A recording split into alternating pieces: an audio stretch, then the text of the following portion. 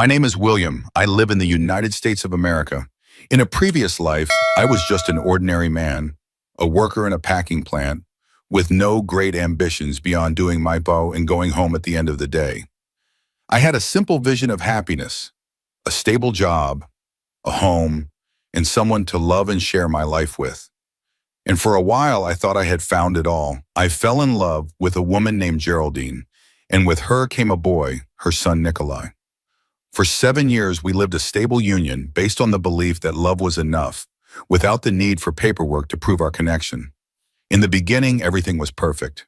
We were a family, or at least that's what I thought. Little did I know that, behind the scenes, there was a dynamic that, from the very beginning, never truly accepted me, and that this dynamic would one day cost me my peace, my money, and ultimately give me the freedom I didn't even know I needed. Our 7-year story began with the lightness of new love, but the first 2 years were the culmination of an illusion I barely knew I was living. I was 31 and Geraldine was 30 when we decided to live together. Geraldine and I shared a life, a home, but we didn't share a vision of family. From the beginning, Nikolai, her son from a previous relationship, was a shadow hanging over our union. He was only 11 when we moved in together, and his resistance was as palpable as his aversion to me. He never accepted me as a stepfather, nor did he accept his mother's new life. To him, all of this was just a brief interlude in his family's history, a temporary error that would be corrected. He believed, with a naivete that broke my heart, that one day his parents would be reunited. Our home, which was supposed to be our refuge, was a silent battlefield, filled with the presence of a boy fighting a war I didn't even know existed. I tried to reach out, to be a good example, but his rejection was a wall too high to scale. I hoped that, in time, he would accept me, but his refusal was a constant reminder that I was an intruder in their lives. I remember one particular Saturday morning that captured the essence of our dysfunctional dynamic. I had woken up early, despite it being my day off, to prepare a special breakfast. Pancakes, bacon, fresh orange juice, the works.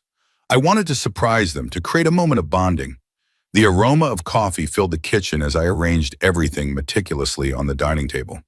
When Geraldine entered, her eyes widened with surprise. "What's all this?" she asked, a smile playing on her lips.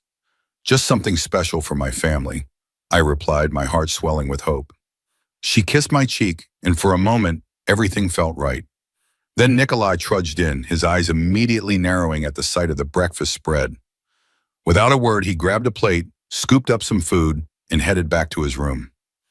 "Nikolai," Geraldine called after him, "William made this breakfast for us to eat together." He paused at the doorway, not bothering to turn around. "I have homework," he muttered, disappearing down the hallway. The disappointment must have shown on my face because Geraldine quickly touched my arm. "He's just going through a phase," she assured me, but her eyes didn't meet mine. "He'll come around." But he never did. And that breakfast became a symbol of our relationship, my efforts, his rejection, and Geraldine caught in the middle, always making excuses, never addressing the real issue. Time, which once seemed like an ally in my attempt to build a family, became a silent enemy.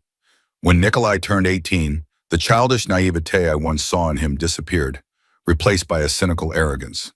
He felt like the master of the house, the lord of a territory that, in reality, was mine.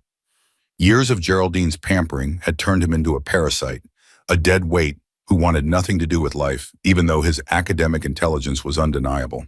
He was a dedicated student, yes, but this dedication seemed to shield his indolence toward everything non-academic. I tried to impose limits, small rules of coexistence, but it was like trying to hold back a flood with my bare hands. Geraldine always came to his rescue, undermining my authority, discrediting me in my own home. I tried everything: peaceful conversations, attempts at dialogue, proposals for family activities. But Geraldine's response was always the same: "He's my son, leave him alone." Her voice was a concrete wall that prevented me from connecting with the boy, from teaching him to be a responsible man. I was the provider, the breadwinner, the pillar of the home, but I had no right to impose any rules of conduct on anyone living under my roof. Frustration built up, day after day, drop by drop. My patience, once inexhaustible, began to fray. The situation exploded one afternoon. I came home from work to find the house in a state of chaos. Clothes, food wrappers, and trash strewn everywhere. And there, in the middle of the mess, was Nikolai, stretched out on the couch, watching TV, completely oblivious to the world around him. A spark of irritation ignited within me. This wasn't just irresponsible behavior. It was disrespectful. A demonstration that my presence, my work, and my home meant nothing to him. Without saying a word, I walked over to the television and turned it off. The silence that followed was heavy and tense. Nikolai looked at me, his brow furrowed, an expression of pure petulance on his face.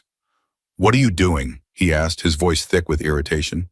"I'm teaching you to be responsible," I replied, my voice firm and controlled. "This is my house, and you need to respect the rules." His response came quickly, full of venom. "I'll tell my father everything, and we'll see if you're really that manly." The words hit me like a blow. He was appealing to the authority of his biological father, whom I had never met, as a way to threaten me. That man, absent and irresponsible, was his hero, his point of reference, and I was merely the intruder. Anger rose in my throat. "You can say whatever you want, Nikolai," I said, my voice full of conviction. "I'm not afraid of your father." He stood up, approaching me with a defiant stance. "Are you going to hit me? Is that what you're going to do? My mother will know everything." At that moment, I knew he was a coward, a spoiled brat who used his mother as a shield. He didn't confront me directly, but he threatened me with the authority of his parents, the only ones he seemed to respect. As if summoning his protector, he shouted, "Mom, did you see what happened?" Geraldine, who had been in the kitchen until then, appeared in the living room with a serious expression. She knew exactly what was happening, having heard every word of our confrontation. "Yes, I saw," she replied, looking at me with a disapproving look. "William, what does this mean? I expect an explanation." My voice lost its angry tone and became serious. I needed to be clear, to make her understand the gravity of the situation. "I just want Nikolai to be responsible. This is my house, and he needs to respect the rules." Geraldine looked at me with a contempt I'd never seen in her eyes. "He's my son, William. Only I can set limits and correct him. Nikolai is not your son." Those words were more painful than any blow. The feeling of being a stranger in my own home, of being disowned in front of my stepson, was a crushing weight. I wasn't a father to Nikolai. I was just the provider, the man who supported the household. I felt invisible, as if my presence were only to meet a financial need. "Then I can't correct or set limits," I replied, indignation rising in my voice. "But I'm forced to keep them, like two parasites sucking my money." Geraldine's expression changed from contempt to indignation. "It's not like that. You have an obligation to keep us. Yes, if you wanted to have us in your life." Those words froze me for a moment. Obligations. It wasn't a partnership. It wasn't a family. It was a contract, a transaction. I was the ATM, and they were the bills to be paid. The revelation hit me with the force of a punch. Geraldine's face fell, and she continued, her voice thick with resentment. "Neither I nor my son are parasites. I have my obligations in this house, and I fulfill them." She fulfilled her obligations. She cooked, washed, cleaned. But who was she serving? Herself and her son. I was the only one there without a voice or respected authority. My role was simply that of provider, supporting a family that never truly accepted me. That confrontation wasn't about the TV or the mess. It was about my place in that house, a place I thought I'd earned with love and dedication, but which, in reality, had never belonged to me. That night, the flame of my love for Geraldine began to fade, and in its place, a bitter sense of betrayal and loneliness began to grow. After that argument, the air in the house became so thick it was difficult to breathe. Geraldine and I avoided each other, and Nikolai acted as if nothing had happened. The silence was a form of punishment, and I felt like a prisoner in my own home.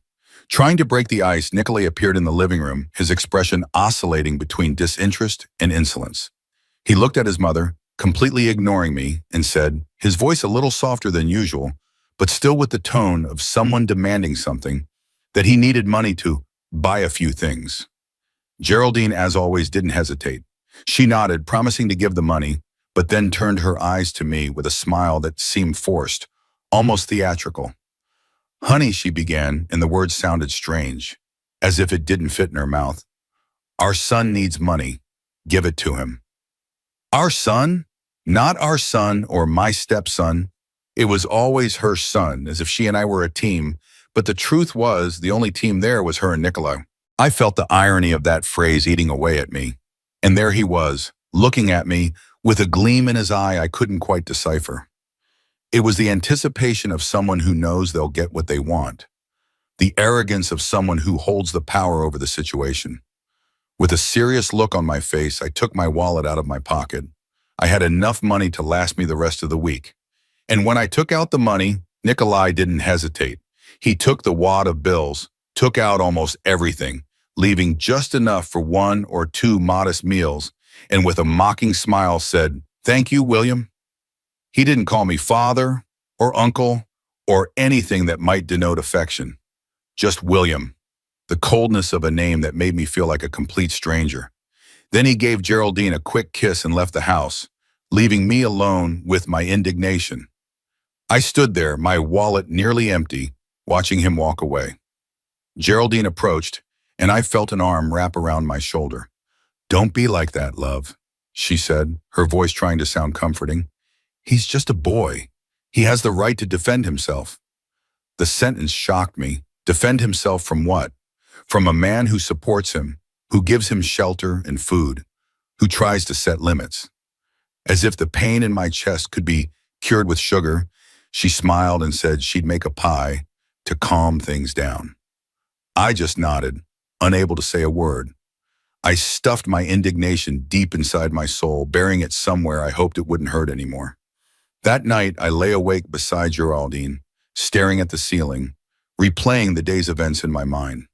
The casual way Nikolai had taken my money, the dismissive tone in his voice when he thanked me, the look of satisfaction on his face, and Geraldine defending him, always defending him, no matter what he did.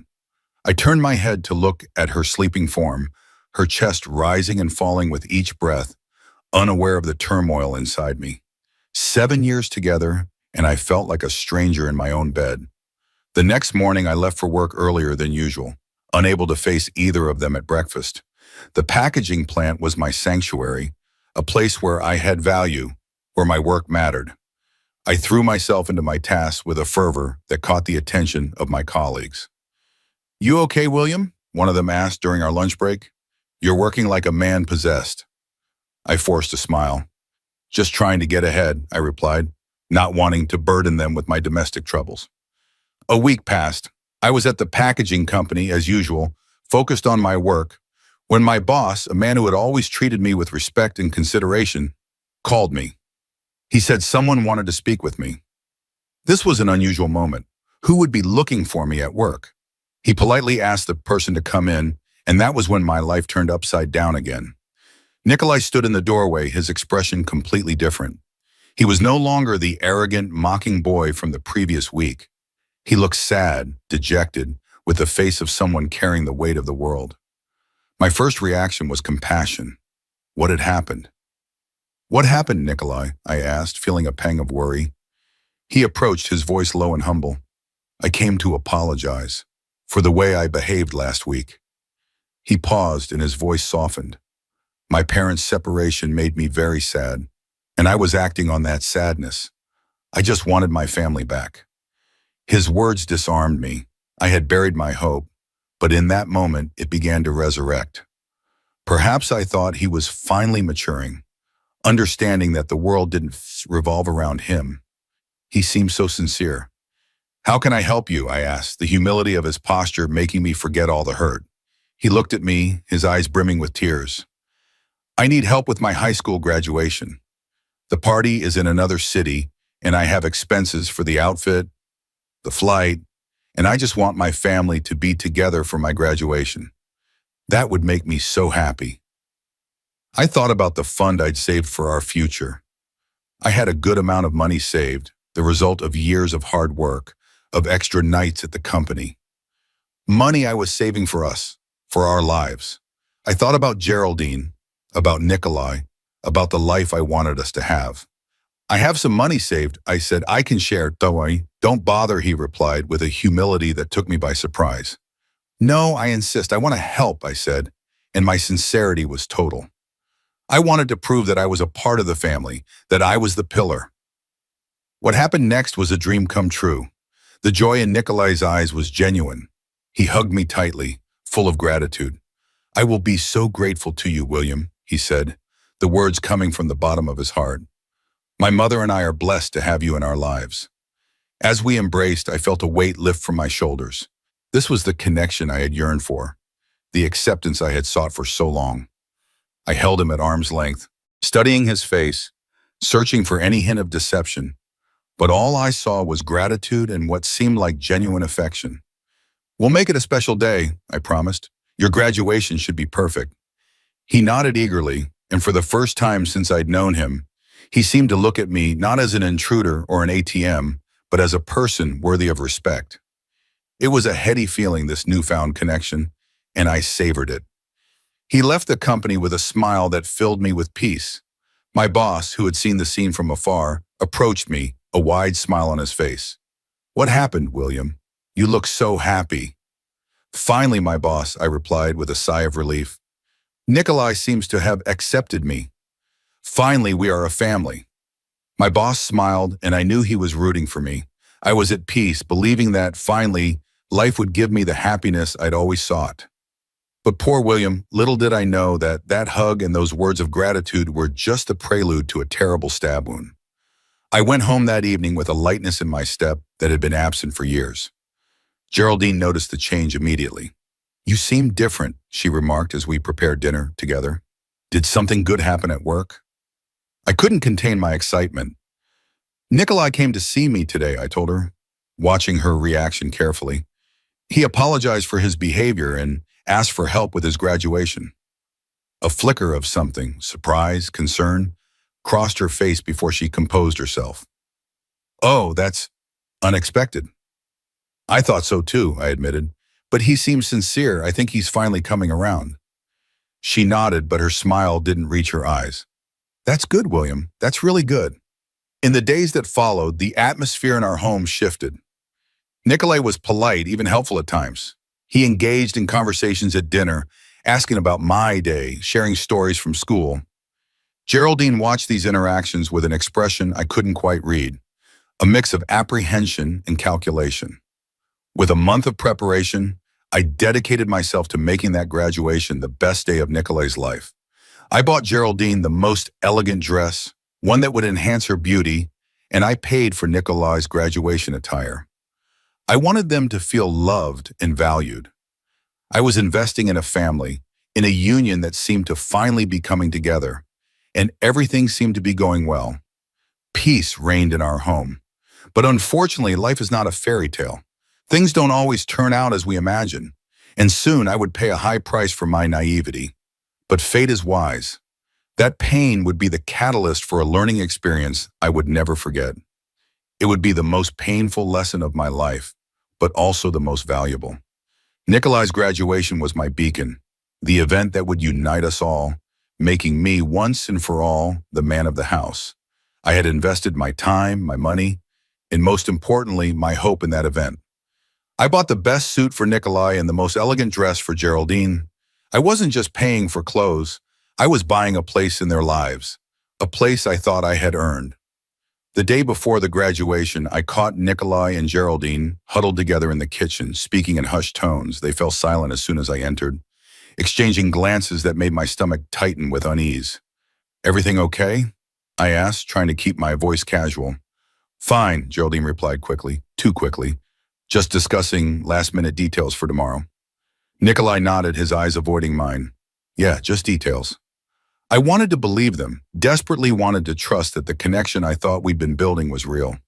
But a shadow of doubt had crept in, and it would prove to be prophetic. The afternoon arrived. My heart pounded with anticipation. My boss, who was in my car taking care of some work, smiled at me, sharing my happiness. Life seemed perfect. I drove home, eager to get ready and go with my family to the ceremony. But as I approached, a scene stopped my car, and for a moment, my heart. On the sidewalk in front of my own door stood Geraldine and Nikolai, and beside them, Nikolai's father. That man, the ghost of the past, the figure Nikolai used as a weapon against me. They talked, laughed, and the familiarity between them was like a knife piercing my chest. It was a family portrait, but I wasn't part of it. My boss looked at me, and I could feel the shock in his eyes. I rolled down the car window, confusion overwhelming me. I smiled, trying to break the ice. What's he doing here? We're already getting ready to go together. I'm already in the car. It was Geraldine who shattered my illusion with the coldness of a sword. She looked at me with a contempt I'd never seen before. The smile she'd given me a month earlier, Nikolai's hug, it all seemed like a lie. You're not invited, William. This is a family event. My legs trembled. Her words hit me with the force of a punch. I turned to Nikolai, trying to find an explanation, a trace of that humble boy who had hugged me. But Nikolai, you told me you wanted your family back together. I paid for everything, your suit, your mother's dress. The glint of joy I'd seen in his eyes a month earlier was replaced by an icy coldness. He looked me up and down with an arrogance that sickened me. I wanted my family back together. My father and mother. Not you, my insufferable stepfather. Those words weren't just knives. They were blades of ice that tore through my heart and soul. The pain was physical. I felt the betrayal in every fiber of my being. Nikolai's father, the man who never invested anything in his own son, who was never there for him, and looked at me with a mocking smile. It's about time he understood, isn't it, Geraldine? I begged, my eyes filling with tears. I begged Geraldine, the woman I thought I loved. Geraldine, please reconsider. I can't believe you're doing this to me. Her response was the final straw. She looked at me with disdain, as if I were a child throwing a tantrum. Don't throw a tantrum, William. Everything will be back to normal in a week. We'll be back in a week. Don't worry. She said goodbye with an ironic goodbye, an act that made me feel like a complete idiot. And the three of them, the family I so desperately wanted to have, got into Nikolai's father's car and drove away, leaving me alone, devastated, humiliated in front of my boss. Shock paralyzed me. I couldn't believe what had happened. The biological father, who hadn't invested a cent, was the hero, the guest of honor. I, who had paid for everything, was the intruder. Anger rose in my throat, a blind fury I had never felt before. My boss, who had witnessed the entire scene, stepped out of my car and approached me. His face was a mask of sympathy as he placed a steadying hand on my shoulder. William, he said softly, I'm sorry you had to go through that. I couldn't speak, couldn't form words through the lump in my throat. My boss guided me back to the car, gently pushing me into the passenger seat while he took the wheel. We drove in silence for a while, me staring blindly out the window, replaying the scene over and over in my mind. Finally, my boss broke the silence. I've seen this before, William. Women who can't let go of their ex-husbands, who use good men like you as a safety net while they wait for a chance to reunite with the father of their children. His words penetrated the fog of my shock and pain. I turned to look at him, seeing the wisdom and experience in his eyes. You deserve better than this, he continued. You've given them everything.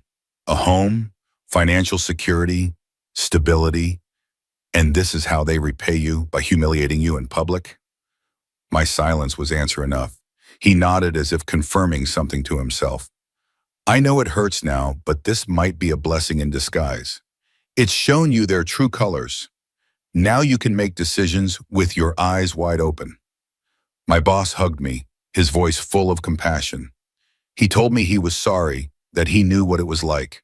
He gave me wise advice, talking about how separated women, especially when they're still attached to their ex-husbands, can be a curse. He told me not to let the pain consume me, but to use it as fuel to move forward. And I, with the pain of betrayal consuming me, decided that was the last straw.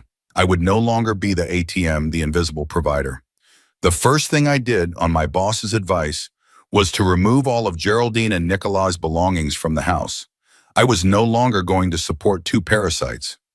Next, I canceled Geraldine and Nikolai's credit cards. The money I was saving for Nikolai's college fund was transferred to my own account. And then, the hardest decision, I would sell the house. I knew that legally, the house was mine. Geraldine and I weren't even officially married, and everything was in my name. I could do whatever I wanted with my assets. And luckily for me, it wasn't difficult to find a buyer. A family, a father, a mother, and their two children, a boy and a girl, who wanted a home of their own. They fell in love with the house and paid a very good price for it. The sale was quick, and I made sure to move all my things, my furniture, my clothes, my computer, everything that was rightfully mine. As I packed up my life, memories flooded back.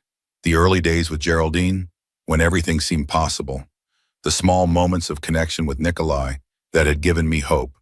The dreams I had for our future together. Each item I packed was a piece of that dream, now shattered beyond repair.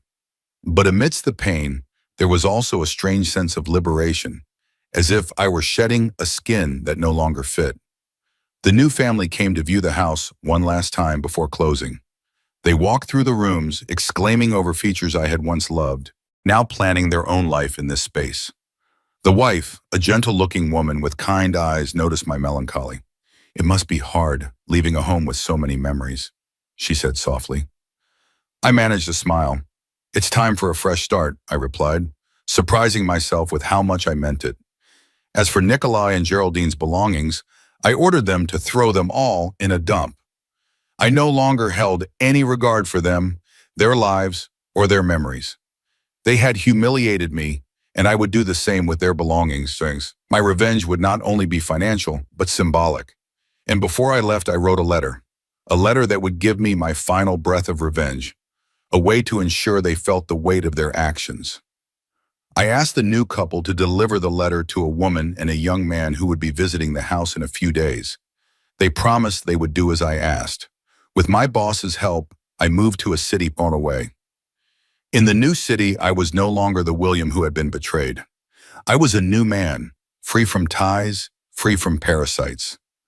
I decided it was time to invest in myself. I enrolled in university to pursue my dream of becoming a doctor, a dream I had given up when I got together with Geraldine. Now I was free from the dead weight, the anchors that weighed me down. Nikolai's graduation in the other city was their party. My new life would be mine. In my new life, peace was my companion. The silence was a relief, and the absence of chaos was the soundtrack to my freedom. I was investing in myself, in my future, and the energy I expended on studies and work was infinitely more rewarding than that expended on ingratitude. Still, curiosity was a flame that burned silently in my chest. I needed to know. I needed to know what had happened when they returned from graduation. I called my former boss, my true guardian angel, to get the news. I felt like a father figure, a friend who reached out to me when I needed it most. He answered, and his voice sounded like a messenger. "William, my friend, you have no idea. It was like the world had collapsed on their heads." Nikolai's graduation behind them, they returned home, but it wasn't their home anymore. The first shock was when they realized the locks had been changed. Confused, they tried to get in, but were prevented. Geraldine, Nikolai, and their biological father, who was still with them, were perplexed. It was then that the new owners, the couple who had bought the house from me, came out to see what was happening. Geraldine, furious, asked who they were and what they were doing in her house. The new owner, with the calm of someone who knew they were in the right, explained that the house was theirs, that they had bought it from me, William, the real owner. He told me that Geraldine and Nikolai turned pale.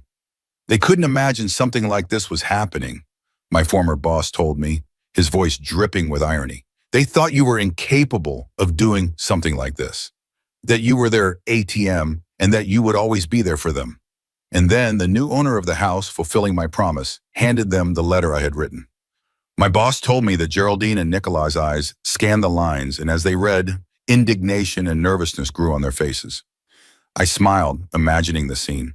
The pain they felt in that moment, though not my intention, was the justice I needed. And the content of the letter was as follows. Geraldine and Nikolai, you had the right to have your family together, yes, but I'm tired of being seen as an ATM which only maintains two ungrateful, blood-sucking parasites who only gave me scraps of their affection and crumbs of love. I'm tired of being invisible. I sold the house because it's mine and everything was in my name. If you think you can sue me for abandonment, you are wasting your time because we're not legally married, neither before God nor men, and our union was just something stable. And you, Geraldine, you disappointed me immensely. You disenfranchised me in my own home, supporting your son's bad parenting and never allowing me to correct him. You always came up with this line that I wasn't Nikolai's father. Very well, I was saving up a college fund to put him through college.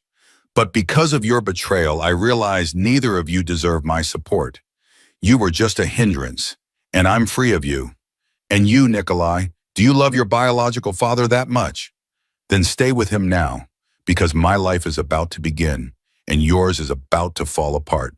For I am free of the dead weight and useless burden I was carrying around for nothing. You and your mother, good luck with your new life, because I'll be gone, and I'll prioritize myself. Goodbye. The anger, the shock, the humiliation.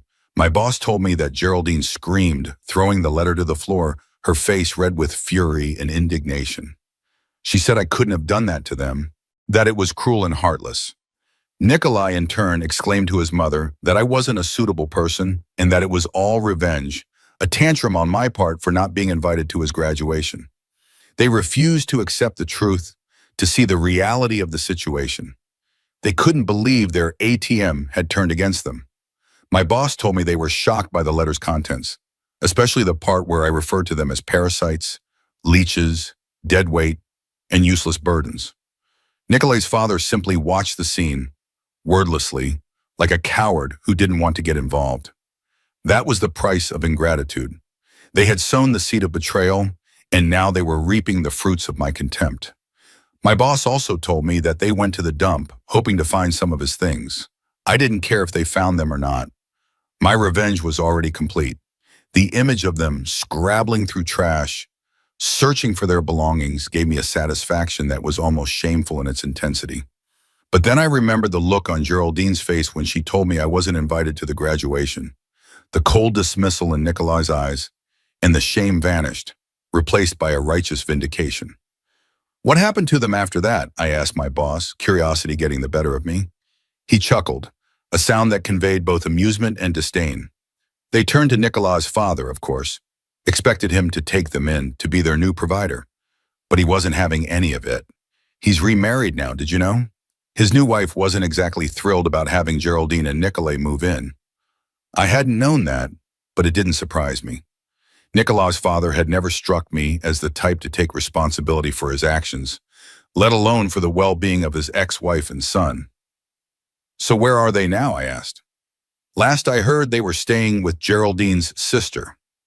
Temporary arrangement, according to her, but it's been months now. Nikolai's struggling to find work. Seems his academic intelligence doesn't translate well to the real world. And Geraldine, well, she's bitter. Tells anyone who'll listen how you abandoned them, how you stole their home, and left them with nothing. I nodded, processing this information.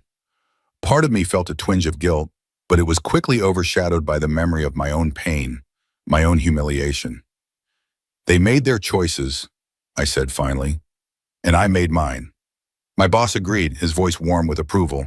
And you made the right one, William. You're building a life for yourself now, a real life. That's what matters. Time passed, 5 years later, 5 years that I dedicated to myself, to my peace, to my dream. I graduated with flying colors, with top grades and the best performance. My former boss congratulated me, and I hugged him, thanking him for everything. He was more than a boss. He was a true angel in my life. The 5 years that followed my release were the most productive and happiest of my life. The anger of betrayal, the pain of humiliation, all became a driving force behind my success. I dedicated myself to my studies and my career, and became a renowned doctor. My fame grew with my innovations and my talents. I was featured on the cover of a medical journal, an achievement that filled me with pride, and that would one day bring me a new kind of challenge. The hospital where I worked was a temple of healing, a place where pain and hope met, and that's where I met her. Jane. She was a nurse, a woman of beauty that wasn't limited to her appearance, but emanated from her soul. She loved her profession with enthusiasm, with a strength of kindness that captivated me from the first moment. She was the opposite of Geraldine in every way. Geraldine was arrogant and opportunistic. Jane was humble, kind, with a heart so big and loving that she made me believe in love again. Our love story was built on a foundation of mutual respect and admiration. We shared passions, dreams, and ambitions. And after 2 years of a romance that fulfilled me every day, I knew she was the woman of my life. I no longer wanted to postpone my happiness. I proposed. She, with tears in her eyes, accepted. It was one of the happiest moments of my life. But there was a part of me that felt compelled to be honest. I didn't want my life with Jane to be built on lies or half-truths. I wanted her to know me completely, to know my past and be able to choose whether or not to move forward with me. That night before the wedding, I sat her down next to me and started talking. I told her everything. I told her about my past life, about Geraldine and Nikolai. I told her how I was a simple man who believed in love, and how I fell in love with Geraldine, a woman who seemed perfect, but who had a shadow over her life. I told her about Nikolai, about his rejection, his lack of respect. I told her how Geraldine undermined me in my own home, treating me like a mere provider. I felt the pain of those memories, but I kept talking, my voice firm but filled with emotion.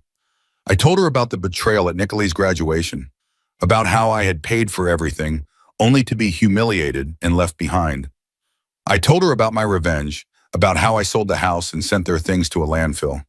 I told her about my letter, about the words I used to refer to them, and about how I moved to start over. I finished speaking, and a heavy silence filled the air. I looked at her, my heart pounding with fear. What would she think? She looked at me with compassion and love, but also with a glint of admiration in her eyes. Jane, I said, you are free to go. I will not bind you to a past that is not yours. If you want to leave, I will understand. She smiled, and her smile was like a sunrise. William, this doesn't change anything between us, she said, her voice calm and sure. What you did was protect what was rightfully yours, and you did the right thing. If Geraldine and Nikolai did this to you in a common law relationship, imagine if you had gotten married. She could have stolen everything from you, and maybe even tried to go back to her ex-husband. And if I were in your situation, I would have done the same thing without hesitation. Her words filled me with relief and love. She didn't judge me. She understood me. She accepted me. In that moment, I knew my life finally had direction. With a hug and a kiss, we sealed our relationship. I had found my soulmate. Our wedding day was one of the happiest of my life. The joy of everyone who loved us was there, present. My former boss, my true friend, was there, smiling and rooting for our happiness. On our honeymoon, we gave ourselves to each other, body and soul, and the result was the greatest joy I could have known. Jane became pregnant. The news filled me with a kind of happiness I'd never felt before. Geraldine never wanted children with me. She said Nikolai was enough, that an extra child would be an unnecessary burden on our lives. But with Jane, it was different. It was true love, a true child, the fruit of our love. Our son was born, and he was beautiful. I held him in my arms, and my life finally felt complete. We named him Andrew. Jane and I were a family. We had each other, and we had our son, and that was enough for us. But one day in the hospital, when our son turned 1, something unexpected happened. The ghosts of the past, the ones I thought were behind me, would resurface.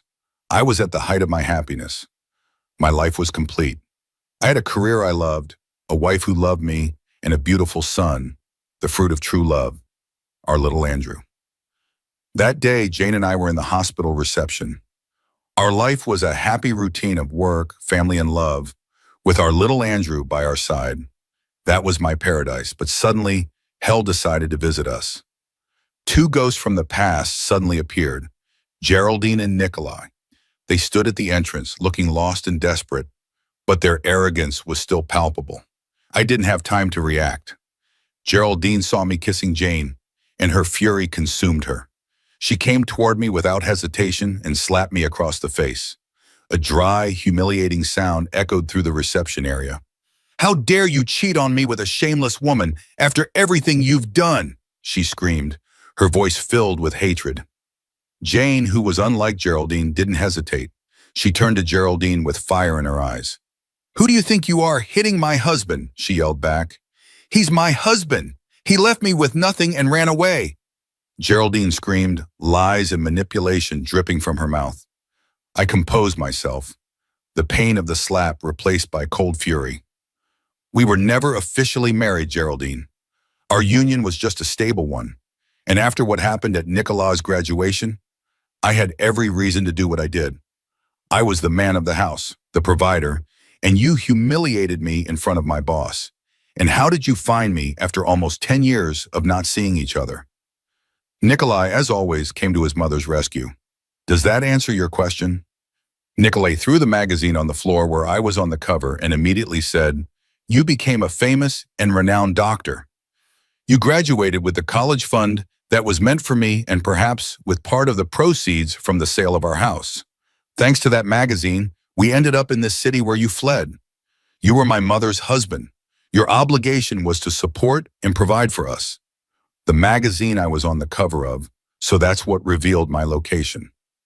And it was better that way. It was then that Jane, my lioness, intervened. She looked at the two of them, and the truth I had written in the letter came out of her mouth like a prophecy. Now I understand why William had reasons to abandon you. You truly are nothing more than parasites, leeches, and useless cargo. Geraldine and Nikolai were offended. This is a family matter.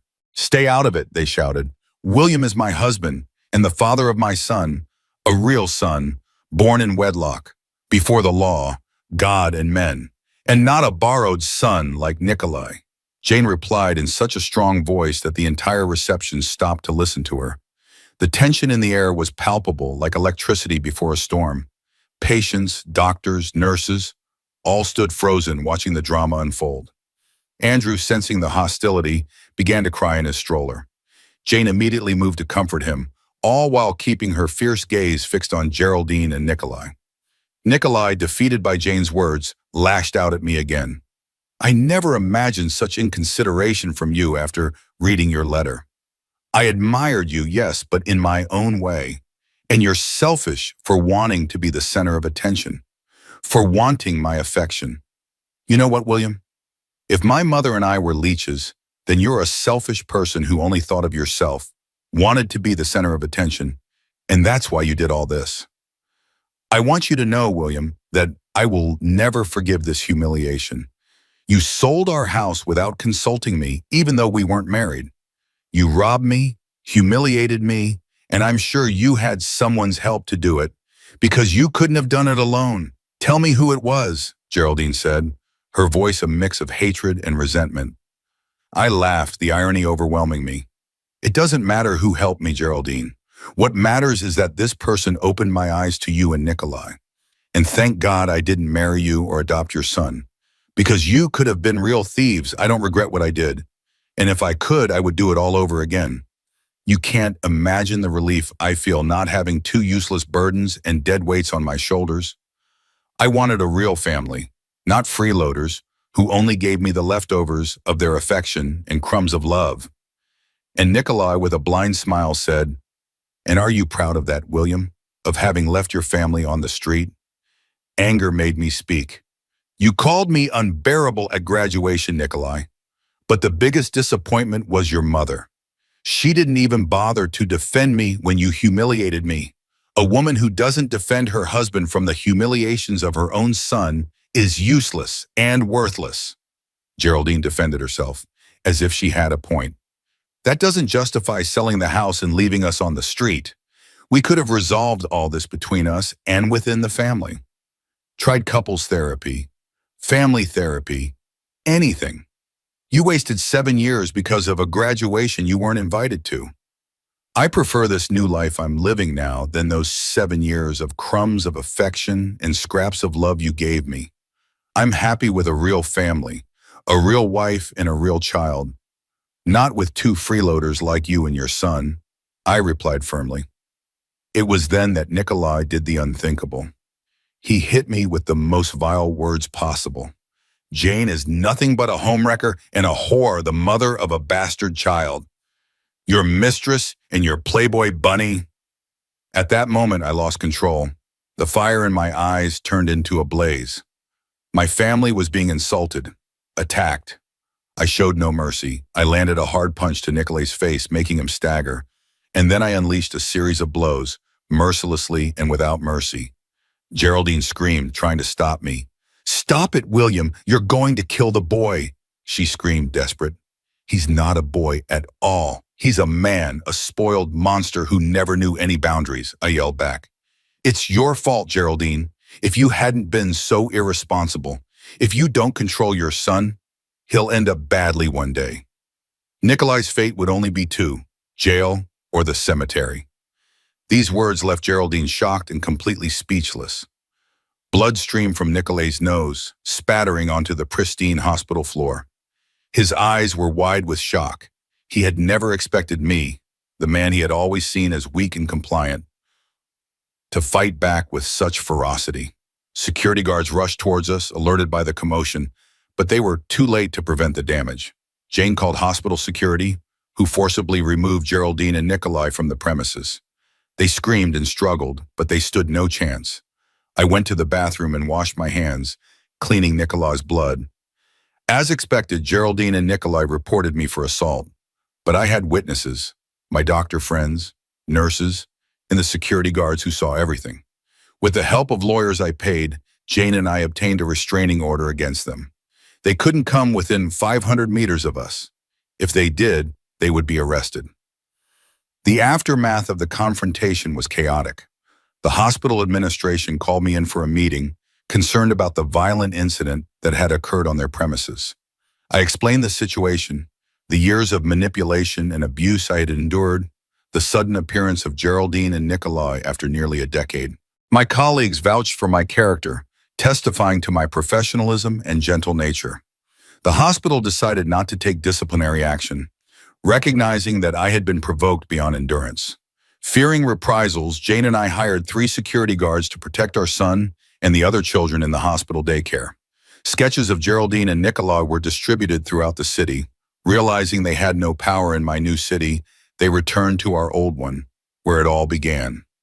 Nicolay was scarred, his face swollen, his pride wounded, and Geraldine continued to wallow in her resentment, still believing she had a right to be supported by cooking, washing, and cleaning. They wallowed in their own bitterness. Jane and I were happy. Our family was complete. We had the support of everyone who loved us.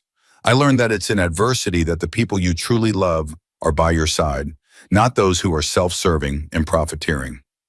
As the years passed, the memory of Geraldine and Nicolay faded, becoming nothing more than a distant shadow. Jane and I went on to have another child, a daughter we named Lily, completing our family circle.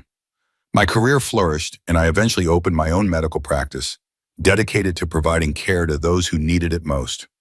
Sometimes, late at night, I would think about the twists and turns my life had taken, the pain that had led to joy, the betrayal that had led to true love. And in those moments, I would look at Jane sleeping peacefully beside me, at the photos of our children on the nightstand, and know with absolute certainty that everything had happened exactly as it was meant to.